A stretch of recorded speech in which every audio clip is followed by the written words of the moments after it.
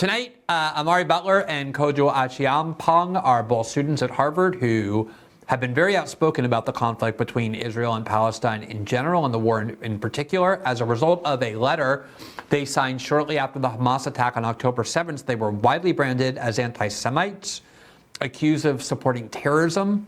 They had their faces put on trucks that drive around Harvard voicing these accusations against them. They had billionaire hedge fund managers organizing public lists with their name on it to prevent them and others from being hired. And yet, remarkably, and I think quite commendably, they have been quite defiant in the face of these threats to their futures and their careers and their reputations. And they continue to unapologetically speak out on campus. And now tonight on this show, obviously there are going to be some of you who disagree with their views, probably strongly, but their story is one that I think merits a lot of attention. So I'm thrilled to welcome both of them to the show tonight. Thank you guys for taking the time to talk to me. I'm really happy to have you. Thanks so much for having us. We're excited to be here. Absolutely, and I apologize, Kojo, if I butchered your name, your last name. I practiced it. I thought I had it, but I hopefully I got it at least well enough. Let me start by asking, before we get into your specific views, talk a little bit about what has happened to you as a result of expressing those views since October 7th, the kind of attacks on you, the sort of threats to your career, to your future. Mari, why don't we start with you and go ahead and just talk about some of the things that have been done. Yeah, so as you know, and as you said, we signed on to, Kojo and I, well, it was actually organizations that signed on to a letter written by Harvard PSC, the Palestine Solidarity Committee. And shortly after, I think about 2 days later, the first thing that I saw was that our names were in like a random tweet, and then it was linked a random article on some website calling us like supporters of terrorism on Harvard's campus or something. But initially it was just like one or two tweets that I saw retweeting one article link. And then very quickly after, it kind of just started spiraling where we saw many more tweets, just people retweeting the same thing. And then soon after, Bill Ackman, hedge fund CEO, tweeted that he wanted us and all the other people involved in signing the letter blacklisted from his company and other companies. And he said he was like kind of talking with other CEOs that also wanted us blacklisted. And then very quickly escalated when a truck that had like LED screens and our names and faces on it kind of started parading around campus, calling us Harvard's leading anti-Semites. My face was on it and my full name, Kojo's face was on it, and then like just a bunch of other people that largely, I mean, like organizations signed on to it, not even individuals themselves. So people that in any way used to be affiliated with the org. I mean, there were people that were doxxed that graduated years ago that weren't even on campus when this happened. But anyone that was affiliated with any of these orgs in any capacity at any point in time, many were doxxed. Their names, name, family information, even in some cases, were put publicly. And I mean, it was just really shameful. I mean, these attacks largely, to me and to all of us, we recognize to be racist, because when you look at the vast majority of the people that are being doxxed and harassed, I mean, like almost all the people on the truck were either Black, Muslim, Arab students, Palestinian. And I mean, it's just disproportionately that we are targeted for this. And it's really shameful. But we recognize these to be kind of attacks out of desperation, that they just have gotten so desperate that they know that our views at this point are so popular. I mean, we've seen millions of people worldwide, 300,000 in DC just this weekend alone, in support and defending our views and defending our right to free speech. And out of desperation, they've had to kind of resort to these gross scare and intimidation tactics. And that's kind of what we see that as. Kojo, here, let me put the tweet by Bill Ackman on the screen that we've been discussing. He posted several of them, actually. This one was from October 10th, where he said, I've been asked by a number of CEOs, and Bill Ackman, by the way, is a billionaire hedge fund manager. He obviously has a lot of very rich and influential friends.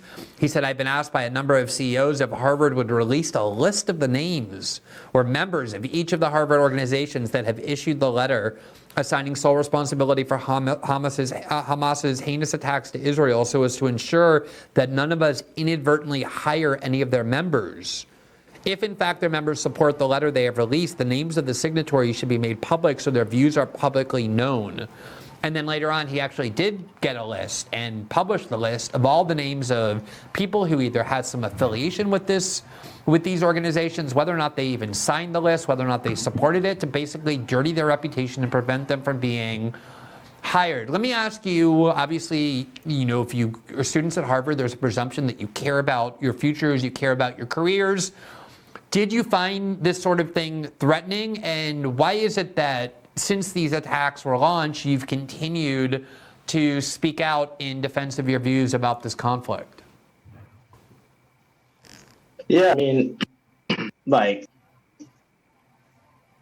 it's a situation where, yes, the attacks were, for us, and saying that, he's going to get his CEO friends and influential people to kind of us and, put us on these blacklists, like, essentially try to keep us is a scary thing to face but we're not going to be quiet and stand attacks like this happen, because we understand that we're in a liberation effort, and that's what's at stake.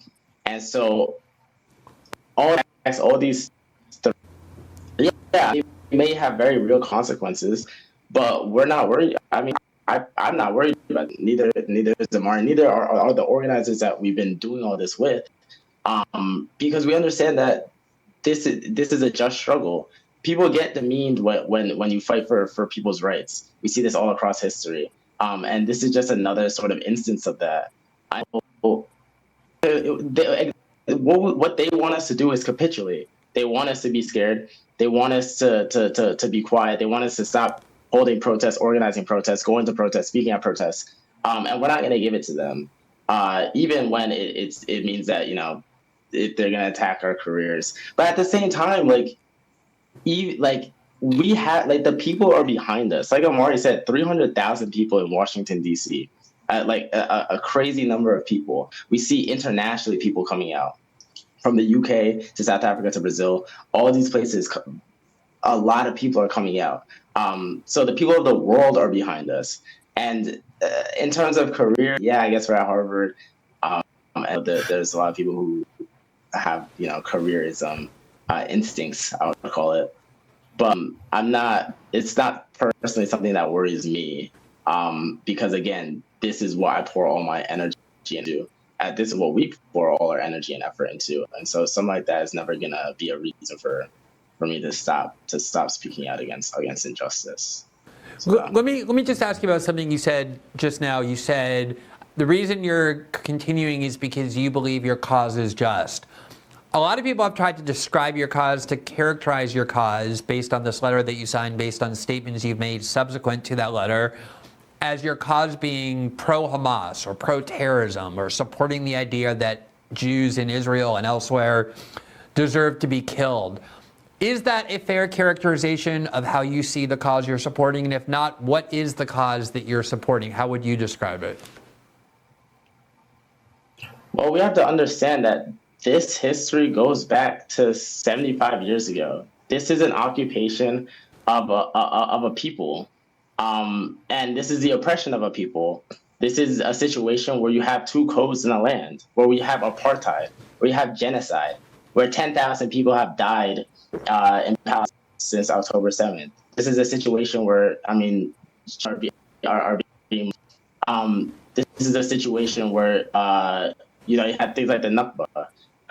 This is genocide, right? So what against is genocide. It's an occupation of a people.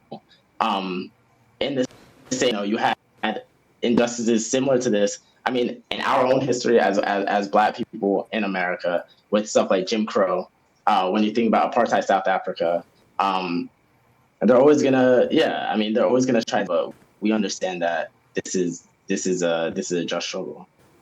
Amari, I know from experience that if you speak out on this issue in any way that is off key from the bipartisan consensus in Washington, from the overwhelming majority viewpoint of people in power, which is very, very pro-Israel, that has been U.S. policy under both parties for decades, you're automatically going to get accused of anti-Semitism. That's true of me, even though I'm Jewish, even though I grew up in a Jewish tradition, in a Jewish family.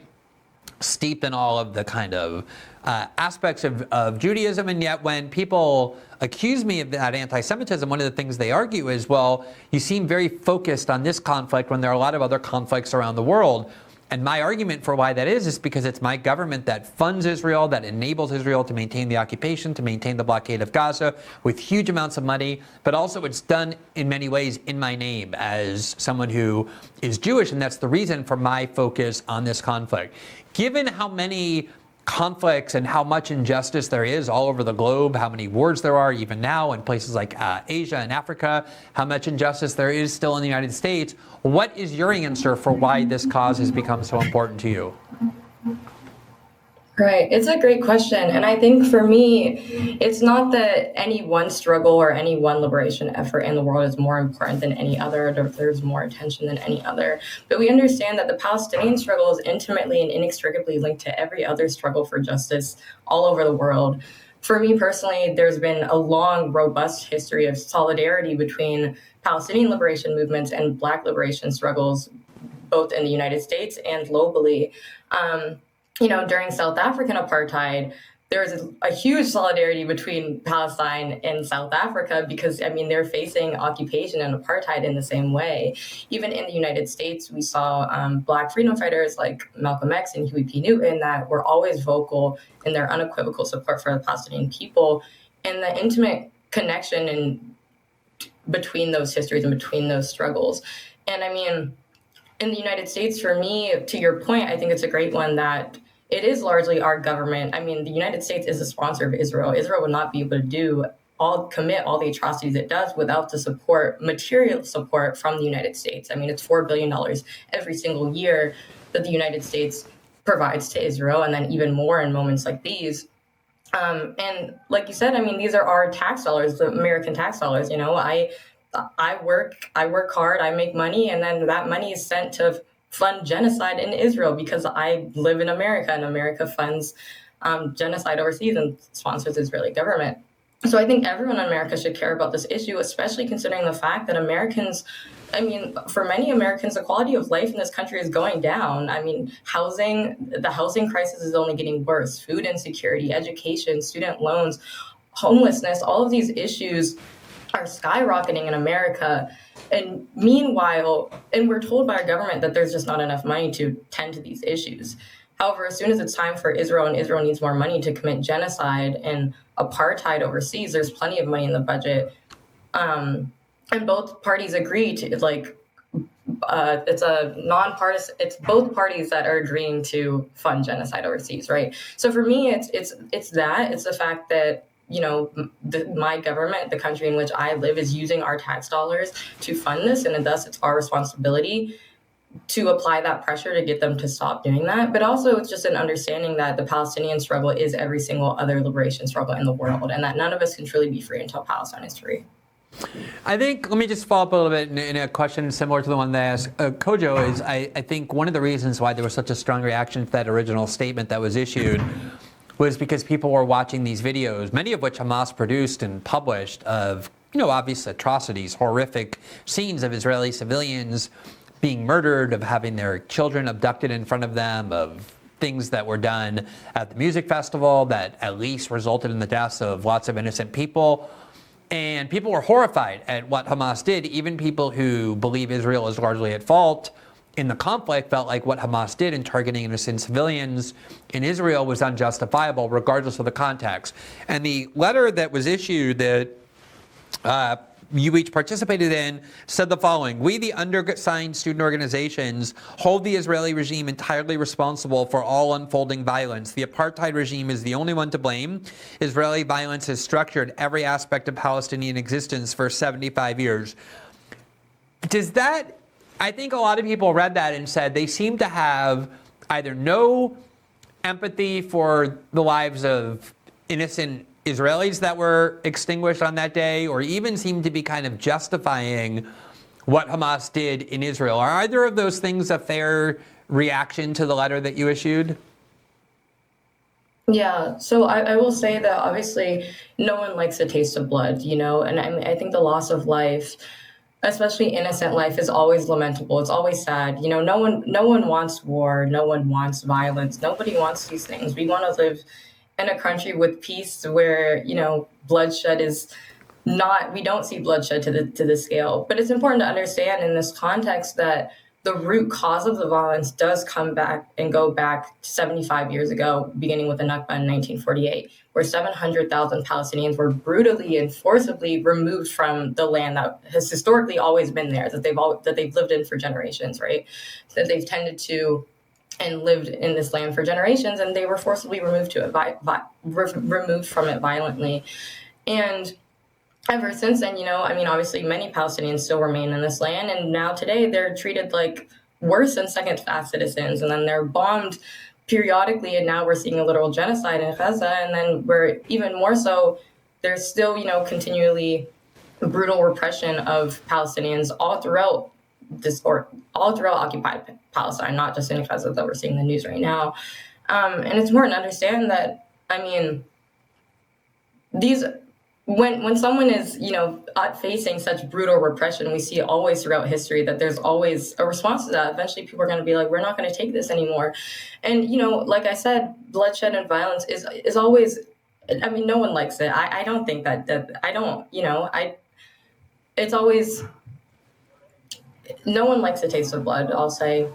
But that being said, to truly stop the violence, to truly end all the violence in the region, which is truly what I want more than anything, we have to understand the root cause of that violence. And we have to go back to before October 7th and realize that all of this, there's a deep history that goes back 75 years, and none of the violence will stop until we address that adequately. Thanks for watching this clip from System Update, our live show that airs every Monday through Friday at 7 p.m. Eastern exclusively on Rumble. You can catch the full nightly shows live or view the backlog of episodes for free on our Rumble page. You can also find full episodes the morning after they air across all major podcasting platforms, including Spotify and Apple. All the information you need is linked below. We hope to see you there.